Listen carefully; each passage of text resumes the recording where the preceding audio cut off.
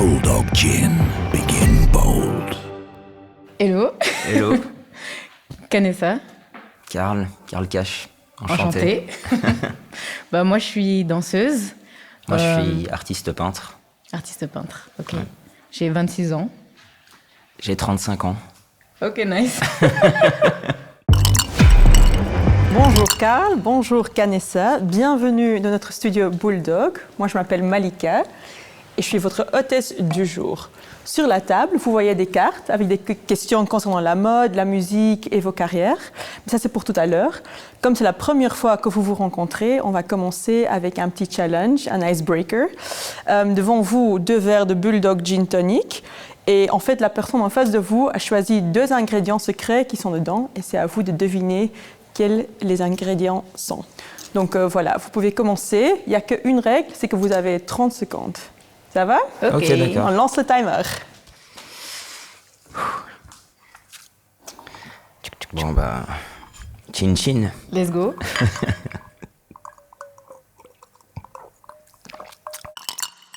Je pense qu'il y a de la menthe, mais il y a un autre truc que j'arrive pas à capter, c'est quoi? Mais le truc, c'est que les gin et gin tonic, tu vois, il y en a que je connais, mais j'arrive quand même pas à trouver.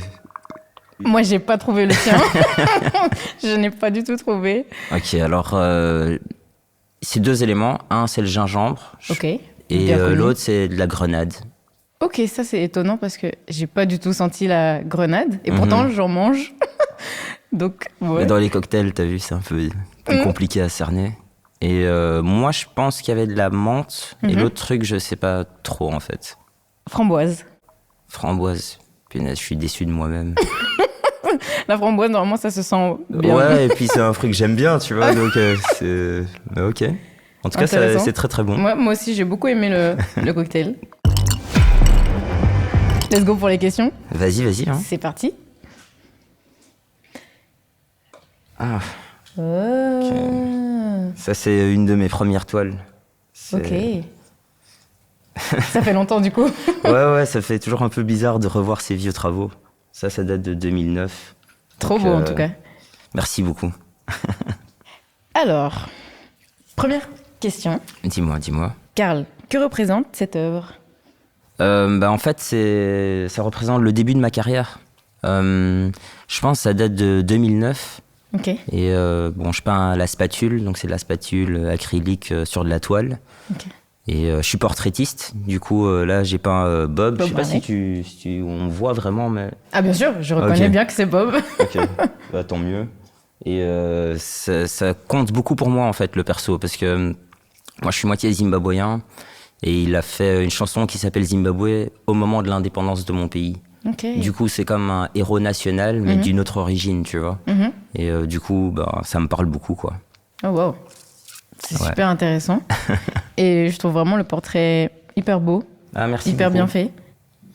C'est incroyable. Moi-même, ça me fait bizarre de revoir, De tu revoir. vois. Ouais. Parce que c'est une de tes premières œuvres. Ouais, c'est ça, exactement. Du coup, je la vois pas souvent, tu vois. Ok. Mais ouais. Nice. Trop bien. Let's go pour la deuxième question. Mhm. Quel est ton média préféré? Ça, c'est une très très bonne question. Je vais dire, je pense que je suis plutôt old school. Mon média préféré, je sais même pas si c'est un média, mais c'est le papier, les livres, les cahiers. Ok. Je suis vraiment comme un geek, tu vois. Je passe Ok. mon temps libre dans le libraire, essayer de trouver des trucs seconde main. Ok. Je dirais que c'est ça, mais peut-être plus particulièrement la BD, ou des Ok, trucs la où il y a BD. des dessins dans les œuvres, ou des livres d'art, ou enfin des trucs comme ça, quoi. Ok, pas trop ce qui est électronique, quoi. C'est plus... Si, mais je préfère quand même quand c'est manuel, tu vois. Ok. Mais aujourd'hui, on est obligé d'être, tu vois, Mhm. dans la technologie, donc un peu des deux. Ok, nice. Ok, bah écoute, c'est à ton tour, hein. Yes. Donc, première question.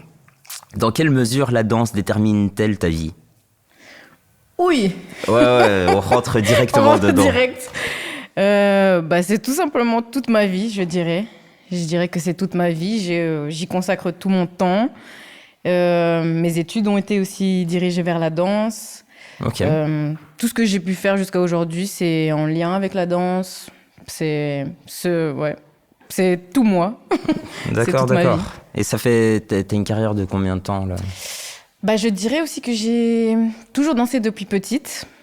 Chez moi, depuis que je marche, j'ai toujours aimé bouger chez moi. Ah ouais, ok, donc c'est vraiment ta vocation, Ouais, quoi. c'est sûr. Ok, Parce ok. que mes parents me disent, c'est quelque chose que j'ai toujours eu en moi. Mais là, si on parle concrètement danse, je dirais que ça fait 8 ans.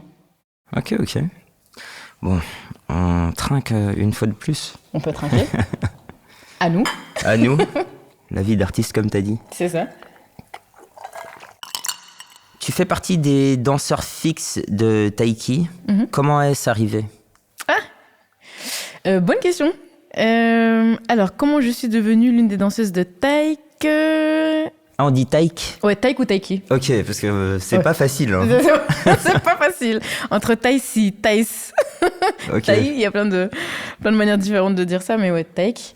Eh bien, pour un peu la funny story, bah, j'étais dans mon lit chez moi et j'ouvre Instagram, il devait être tôt le matin, et je reçois un message sur Instagram du manager de Taïk qui me dit « Ah, on va clipper son nouveau gros titre N'y pense plus et on te veut toi dans le clip. » Et Ah donc, ouais. moi, très marrant parce que je pensais que c'était une blague, tu Ouais, vois. j'allais dire, tu prends ça sérieusement ou pas? Bah non, ok. tu vois, souvent sur Instagram, tu te dis, bon, allez, enfin, je m'y attendais pas, tu vois, donc j'étais un peu en mode, je pense une blague, mais je réponds, et tout de suite, ça s'est enchaîné, ah, ça va se passer à Montpellier, il y a ci, il y a ça, et ça s'est fait hyper vite.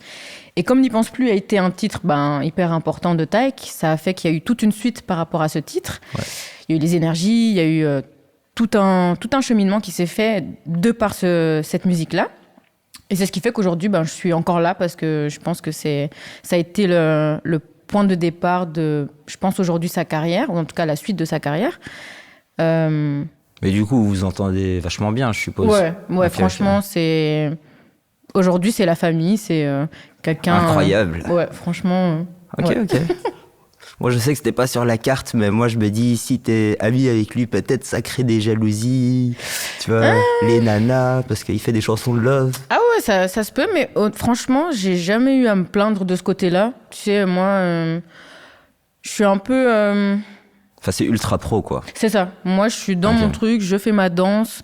Ce qu'il y a autour, ça Ok. m'intéresse pas. Donc, moi, je suis concentrée dans ça. Et puis, même avec les filles avec qui je danse, on est vraiment comme ça. Et il n'y a pas de... Ouais, la famille, Il n'y a quoi. pas de galère, il n'y a pas de jalousie non plus, ni même envers nous, ni même envers lui. Bon, sûrement que les filles à l'extérieur peuvent être jalouses, tu vois. Mais en tout cas, nous, il n'y a rien.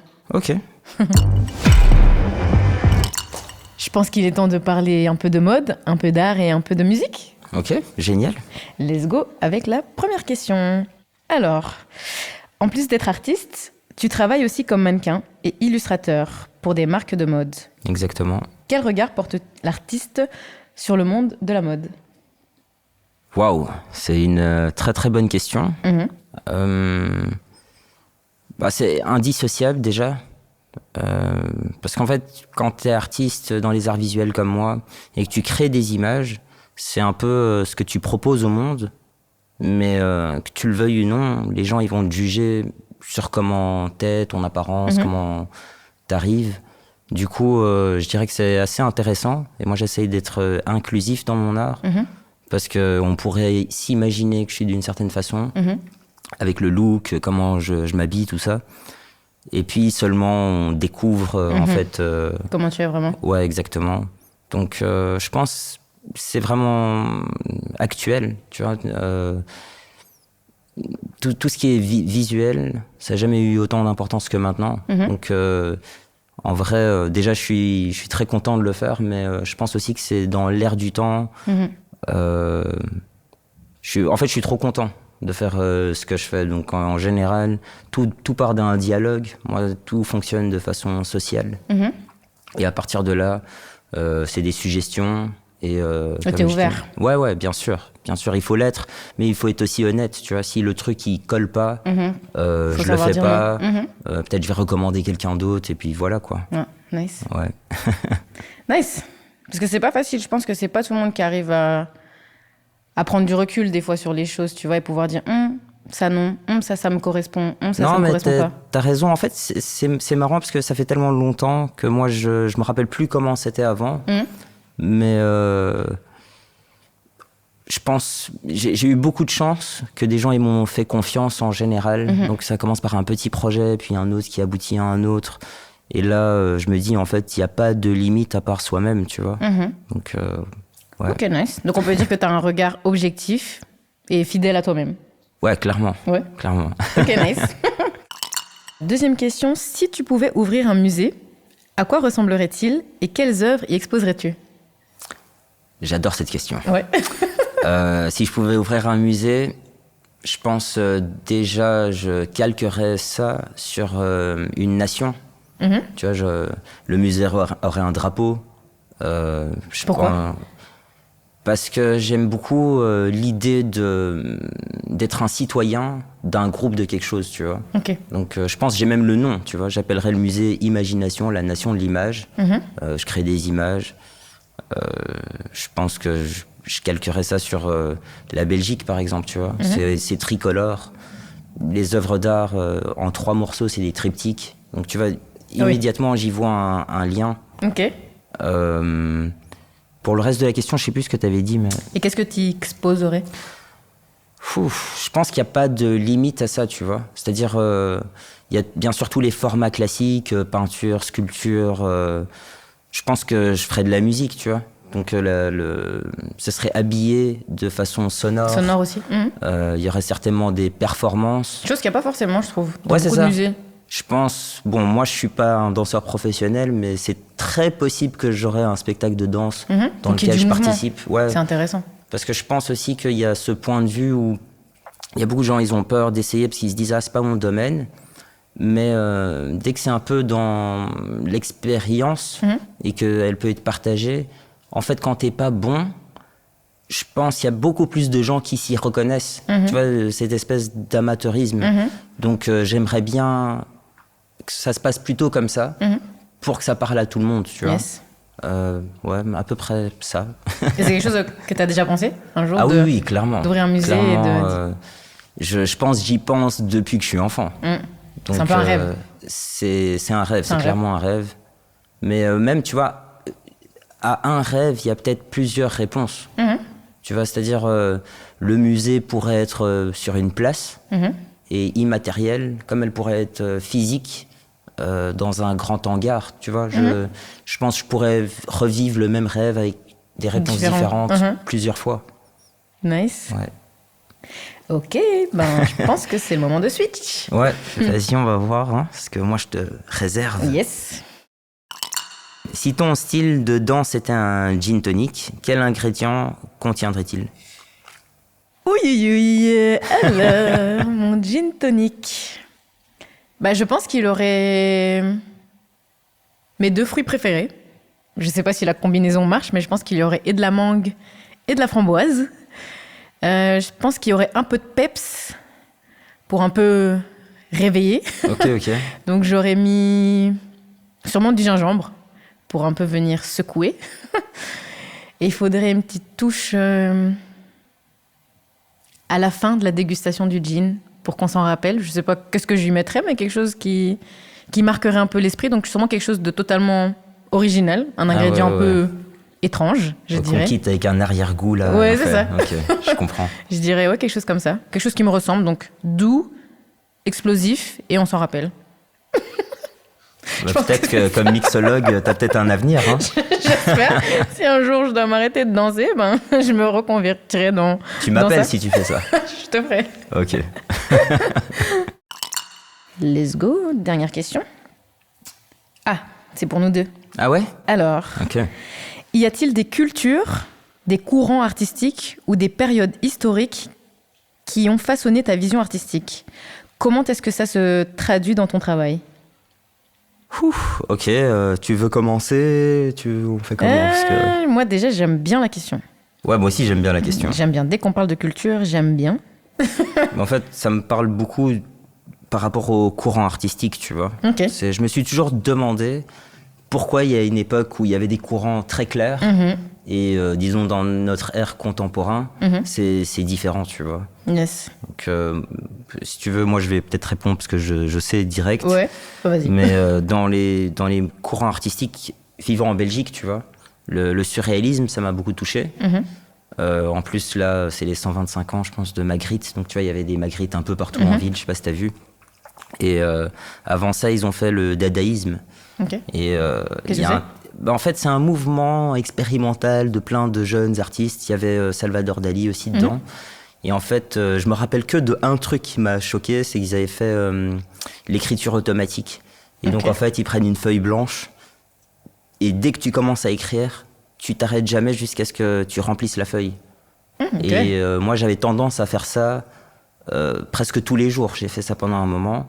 Et puis, j'ai compris que ça m'aidait à improviser. Ah ouais. Tu vois. C'est comme un freestyle. Ouais, c'est En comme un danse. freestyle, mais de la façon la plus étrange que tu puisses connaître. Donc, je me suis déjà depuis longtemps quand même assez rapproché à cette idée-là. Et c'est difficile de trouver des gens qui sont dans exactement le même point de vue que toi, tu vois. Ah, c'est clair.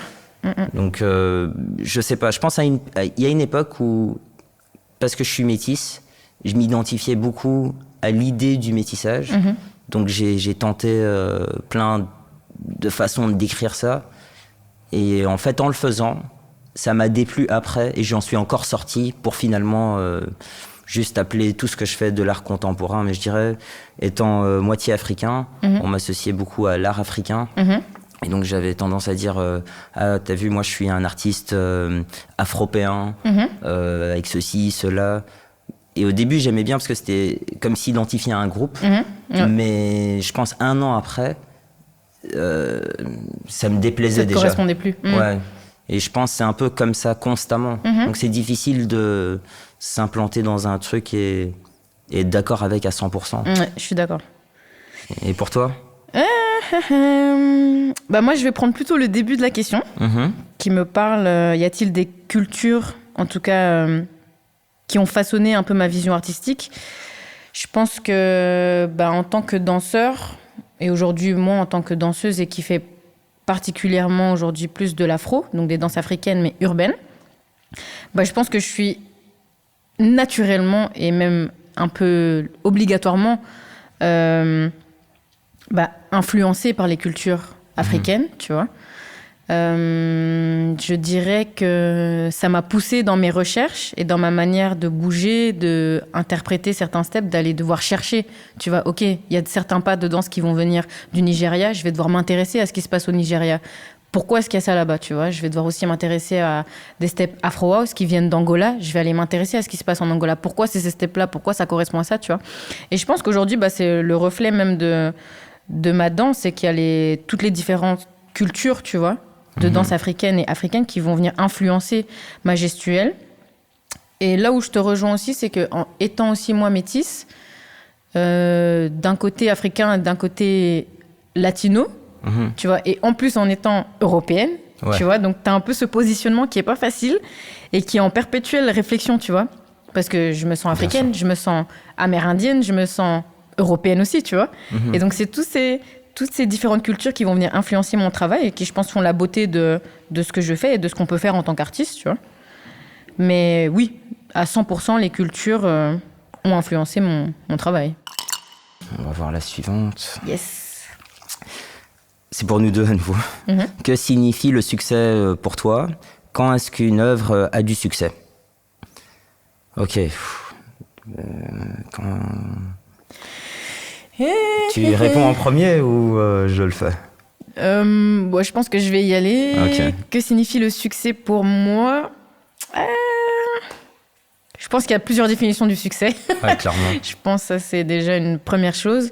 Je pense que le succès, c'est déjà quand tu arrives à un stade où tu es bien avec toi-même. Je pense que tu es confiant, tu es serein, tu es à l'aise, je dirais, avec ce que tu fais, ton art ou peu importe. Je pense que c'est déjà une forme un peu de succès, je dirais, personnel. Je pense qu'il y a l'aspect financier aussi qui peut rentrer dedans. Je pense que quand tu as atteint un certain niveau peut-être financier où tu es à l'aise, où tu n'as plus des galères que tu pourrais avoir, par exemple, quand tu étais au tout début, moi je m'en rappelle bien. Je pense que ça joint aussi une forme de succès, tu vois, où tu es au final plus à l'aise, tu es plus tranquille. Je pense que quand les gens, tu arrives à les influencer d'une manière positive et que tu as des retours des fois qui viennent de choses où tu n'avais pas prévu qu'il y ait des retombées, tu te dis « Ah, c'est aussi une forme de succès ». Et je pense quand tu es tout simplement appelé aussi à l'autre bout du monde ou même juste à côté, qu'on arrive à t'appeler pour faire ce que tu aimes et ce que tu fais et ce que tu fais bien, tu vois, je pense que c'est aussi une forme de succès. À toute échelle, tu vois, je pense que c'est pas... c'est même pas mondial, je pense que tu peux être déjà dans le succès juste à même une petite base, tu vois. Que par exemple, mes parents soient fiers, c'est une forme de succès aussi, tu vois. Je pense que c'est assez large comme mot, je pense, le succès. Ouais, c'est très très large. Ouais. Mais je pense que quand tu es dans un bien-être, je pense que c'est déjà le succès. Moi, en tout cas, tant que je suis heureuse dans ce que je fais, pour moi, c'est mon succès. Et tant que ça impacte positivement les gens, je dirais que je suis dans le succès. Ok, c'est intéressant. Ouais. Je suis d'accord avec tout ce que tu as dit, mais je pense que j'ai un autre point de vue, tu vois. Ok, vas-y. Parce que moi, j'aime bien la compétition, tu vois. J'adore la compétition, donc du coup... dans mon esprit, tu vois, le succès, c'est un peu l'inatteignable, tu vois. Donc oui, bien sûr, il y a la famille, tout ça, mais je pense personnellement le plus grand succès que j'essaye de viser, c'est dans un livre d'histoire d'art. Et ça a toujours été ça mon objectif, tu vois. Donc si, par exemple, pour ça, je devais me blesser ou arriver à un stade et pas revenir en arrière, je pense que je suis du genre à foncer quand même, tu vois. Je suis pareil, hein. Ça, je suis d'accord. Du coup, parce qu'il y a le succès monétaire, mais j'avais des idées folles, tu vois. Genre, à l'époque, je me disais, vas-y, t'as vu, il faut que j'ai 1 million d'euros. Si je l'ai, je fais une sculpture et je brûle la sculpture, tu vois. Du coup, l'attachement à l'argent, qu'importe, je pense, je veux être juste très remarquable. Donc, si je suis suffisamment remarquable, ce serait mon succès. Tu vois. Okay. Et remarquable à quel niveau? Par les gens, du coup? Je pense, ouais, par les gens. Ce serait pas tellement par moi, tu vois. Okay. Ce que moi, je pense de moi, je sais même pas, en fait. Mais c'est d'office les gens. Moi, j'ai un rapport ultra fort avec les gens. Et puis, il y avait, c'est quoi? Quand est-ce qu'une œuvre a du succès? Je pense qu'une œuvre a du succès quand elle est... J'avais fait une œuvre dans un musée et j'ai eu aucun retour médiatique. Sauf que dans la vraie vie, j'ai un président d'un pays qui m'a invité pour l'œuvre que j'ai faite, tu vois. Je voyais ça comme un succès.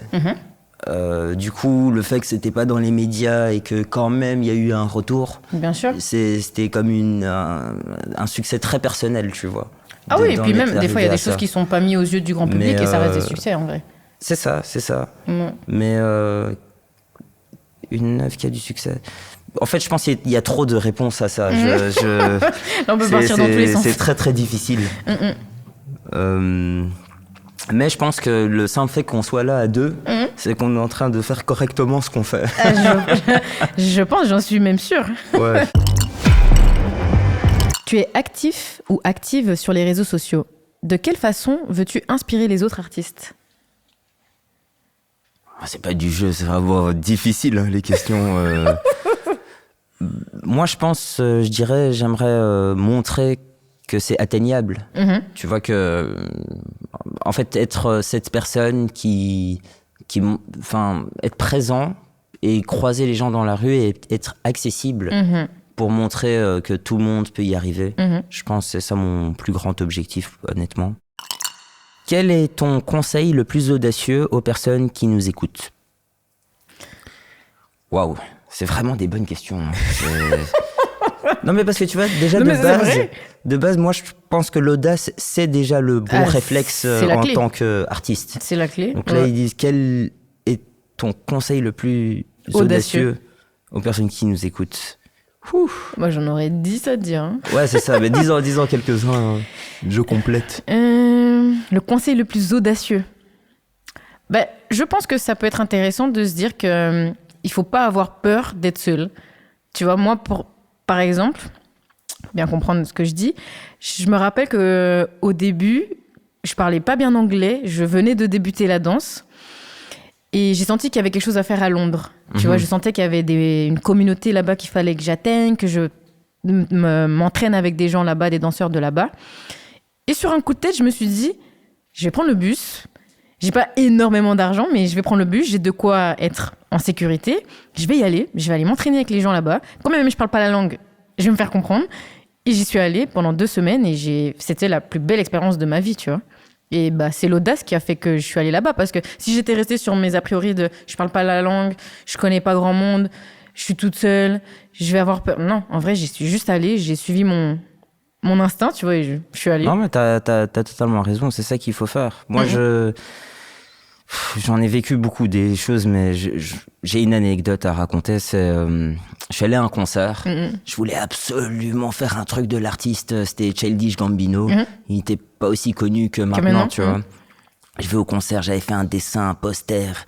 Et en fait, je suis là avec mon poster comme ça, les mains en l'air, en train d'essayer de lui montrer. Et le truc fonctionne, mais pas de lui. Le public me soulève, m'amène devant, je vais sur scène. Et lui, il continue à performer et il me regarde. Qu'est-ce qu'il fait, ce type ? Et moi, je te montre que je t'ai dessiné. Et tu vois, ça a créé une espèce de magie du moment. Spontané, ouais, à l'instant T. Et du coup, on a un peu discuté après. Et je pense que ça, c'est comme c'est quelque chose qui n'a pas de valeur, tu vois. Ça n'a pas de prix. C'est incroyable. Enfin oui, ça n'a pas de prix, ça a de la valeur, mais ça n'a pas de prix. Et c'est incroyable. Donc je pense, croire en soi, ouais, se et dépasser. Déterminé. Voilà. Si tu n'avais pas eu la détermination de montrer ton dessin, ça aurait pas marché. Mais t'as dit, tu vois, faire les choses peut-être seul aussi. C'est essentiel. Parce que tu vois, il faut pouvoir être à plusieurs et seul. C'est ça. C'est la dernière ? Ouais, la dernière. Alors, ouais. Si tu n'étais pas danseuse ou artiste, que ferais-tu dans la vie ? Aïe, aïe, aïe. Ça, c'est difficile. Waouh. Je t'en prie, réponds en premier. Ça mérite réflexion. Oui. Si j'étais pas danseuse ou tout simplement artiste, qu'est-ce que je ferais ? C'est pas facile. Non, c'est pas facile. Franchement, je me verrais pas faire autre chose. J'ai essayé de faire autre chose à un moment, ça marchait pas. Je pense que... Moi j'ai une réponse. Ok. Je pense quand j'avais 12 ans, j'ai appris un jeu qui s'appelait le Go. Tu vois, ça ressemble un peu aux échecs, mais c'est japonais. Okay. Et quand je me suis inscrit, parce que en fait, j'avais lu un manga qui donnait des références d'aller à une fédération pour s'inscrire. Okay. Et la fédération à Bruxelles, c'était dans un bar. Okay. Mais j'avais pas le droit de rentrer dans le bar parce qu'il servait de l'alcool. C'était trop jeune. Mais avec le mot de mon père, j'ai pu rentrer. Okay. Et j'étais le plus jeune membre, tu vois, quand ça a commencé. Et je me rappelle, j'aimais trop. Mais tu vois, c'est un truc... tu peux jouer la partie et revenir le lendemain ou dans une semaine continuer la partie. Ok. Et j'ai toujours été un peu fasciné par les trucs un peu dans ce style, tu vois, comme les casse-têtes, les mots croisés, ce genre de trucs. Donc peut-être c'est ça que j'aurais fait, hein, tu vois. Je sais pas, mais en tout cas, je pense que ça m'aurait plu. Ouais. C'est quelque chose que t'aimes aussi, ouais. Ok. Ou bibliothécaire, tu vois, libraire. Ok, ouais. Quand même lié au final, quand même. Ouais, mais tu vois, tu pourrais être là juste à consommer, quoi. Genre, jamais tu crées vraiment, mais t'es là, tu dis juste, ah ouais, best-seller, tu mets un petit cœur.